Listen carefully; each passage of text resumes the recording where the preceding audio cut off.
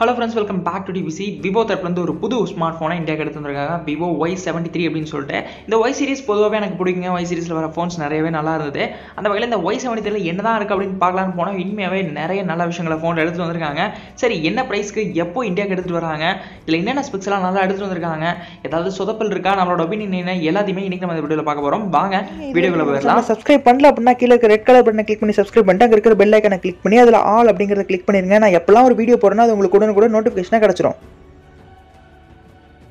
First இந்த VIVO Y73 design பற்றி பேசியாகணும். ஒரு சாலிடான டிசைன், பிளாஸ்டிக் பில்ல தான் எடுத்துகிட்டு வந்திருக்காங்க. இருந்தாலும் பார்க்க நல்லா இருந்தது. 2 கலர்ஸில் எடுத்துகிட்டு வந்திருக்காங்க, சில்வர் பிளாக் அப்படின்னு சொல்லிட்டு. ஓரளவுக்கு டீசெண்டாக பார்க்க ரொம்பவே ஸ்லிம்மான ஒரு ஃபோனாகவும் எடுத்துகிட்டு வந்திருக்காங்க. பேக்கில் ஒரு 3 கேமரா இருக்கக்கூடிய ட்ரிபிள் கேமரா செட்டப், விவோங்கிற பிராண்டிங், இந்த மாதிரியான விஷயங்கள்லாம் இருந்தது.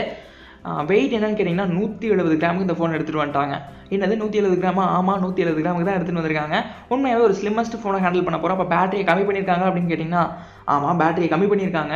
இங்கே உங்களுக்கு பேட்டரி கெப்பாசிட்டியை பொறுத்த வரைக்கும் ஒரு 4000 mAh மில்லியம்பேர் பேட்டரி தான் இங்கே எடுத்துகிட்டு வராங்க. ஏன்னா வெயிட்டை மேனேஜ் பண்ணுறதுக்காக இந்த ஒரு விஷயத்தை பண்ணியிருக்காங்க. இருந்தாலும் கூட இங்கே கொடுத்துருக்க ஃபாஸ்ட் சார்ஜர் அதை அப்படி காம்பன்சேட் பண்ணிட முடியும். 33 வாட்ஸ்க்கான ஃபாஸ்ட் சார்ஜர் பாக்ஸில் இன்க்ளூட் பண்ணுறாங்க. இந்த ஒரு விஷயம் ஓகே, பேட்டரி நல்லா இருந்தது அப்படின்னு சொல்லிடலாம். ஃப்ரண்ட் வியூக்கு வந்து அப்படின்னா பெஸ்ட்லெஸ் ஒரு வாட்டர் ட்ராப் நாச்சிருக்கக்கூடிய ஒரு டிஸ்பிளேவே இங்கே எடுத்துகிட்டு வராங்க. இது ஒரு AMOLED பேனலும் கூட. இது உண்மையாகவே ஒரு நல்ல விஷயம். இப்போ வர நிறைய ஃபோன்ஸ் ஸ்பெக்ஸை நல்லா கொடுத்துட்டு இந்த டிஸ்பிளேல சொதப்புறாங்க. உதாரணத்துக்கு இப்போ ரீசெண்டாக போக்கோ F3 கவர் பண்ணியிருந்தோம். அதில் பார்த்தீங்க அப்படின்னா OLED பேனலில் கொடுத்துருந்தாங்க. உண்மையாக வந்து நான் எதிர்பார்க்கவே இல்லை. ஒரு கேமிங் ஃபோன்னு சொல்லிட்டு அதில் OLED பேனலை நான் எதிர்பார்க்கவே இல்லை. அந்த மாதிரி இல்லாமல் இவங்க AMOLED பேனல் கொடுத்துருக்கிறது ரொம்பவே ஒரு நல்ல விஷயமா இருந்து. ரெஃப்ரெஷ் ரேட் என்ன அப்படிங்கிறத கரெக்டாக மென்ஷன் பண்ணவே இல்லை. ஆனால் வந்து இங்கே HDR10+க்கான வீடியோ சப்போர்ட்டிங் இருக்குது. 1080x2400 பிக்சல் ரெசல்யூஷன் இருக்குது. ஆஸ்பெக்ட் ரேஷியோ 20:9 எடுத்துகிட்டு வந்திருக்காங்க. ஒரு ரொம்பவே பெசல் சின்னதாக இருக்கக்கூடிய ஒரு டிஸ்பிளே பார்க்க ரொம்பவே நல்லா இருந்தது. ஒரு ஃபுல் ஸ்க்ரீன் வியூ கிடைக்கும். நீங்கள் கேம்ஸ் விளையாடும் போதுலேயும் சரி, மற்ற விஷயத்துக்கும் நல்லாவே இருக்கும் அப்படின்னு சொல்லலாம்.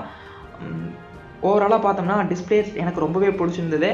அதுக்கடுத்து இந்த ஃபோனோட கேமராஸ் பற்றி மெயினாக பேசணும்னா, இந்த பட்ஜெட் செக்மெண்ட்டில் இப்போ ரீசெண்டாக நிறைய ஃபோன்ஸில் பார்த்துருக்கு அதே கேமராஸ் தான் இங்கேயும் பண்ணியிருக்காங்க. 64 MP பிரைமரி, அதுக்கடுத்து எதிர்பார்க்காத ஒரு 2 விஷயம், 2 MP மேக்ரோ, 2 MP டெப்த் அப்படின்னு சொல்லிட்டு லீக்ஸில் சொல்லியிருக்காங்க. இது எந்தளவுக்கு உண்மை அப்படிங்கிறது தெரியல. ஆனால் எதுக்கு இந்த 2 MP மேக்ரோ டெப்த் அப்படிங்கிறது தெரியல.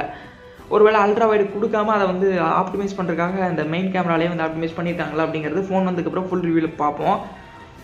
ஓகே, அந்த 2 சென்சார் எதுக்கு அப்படிங்கிறது இல்லை. ஃப்ளாக்ஷிப் மோஸ்ட்லேயே நான் திரும்ப சொல்லிருக்கேன். ஃப்ளாக்ஷிப் மோஸ்ட்லேயே வந்து 2 கேமராஸில் எல்லாத்தையுமே எடுத்துகிட்டு வராங்க.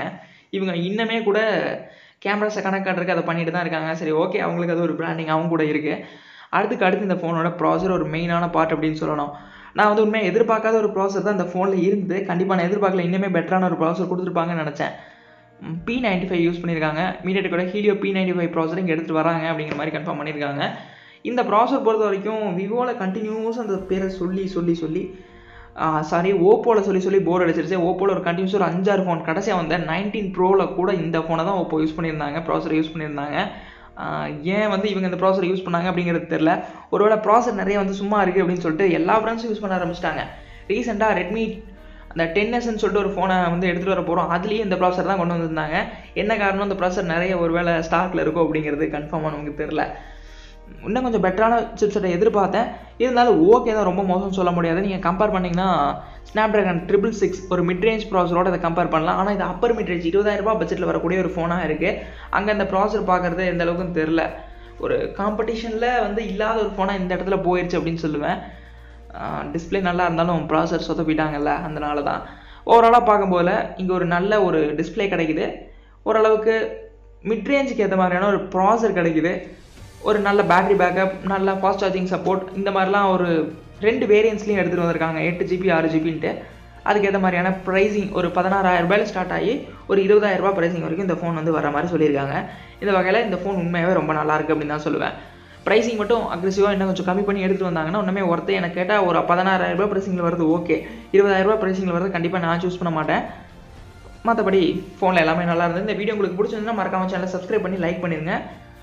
வீடியோவை பற்றி உங்களோட ஒப்பீனியனை மறக்காமல் கமெண்ட்டில் சொல்லுங்கள். அடுத்த வீடியோவில் சந்திப்போம்.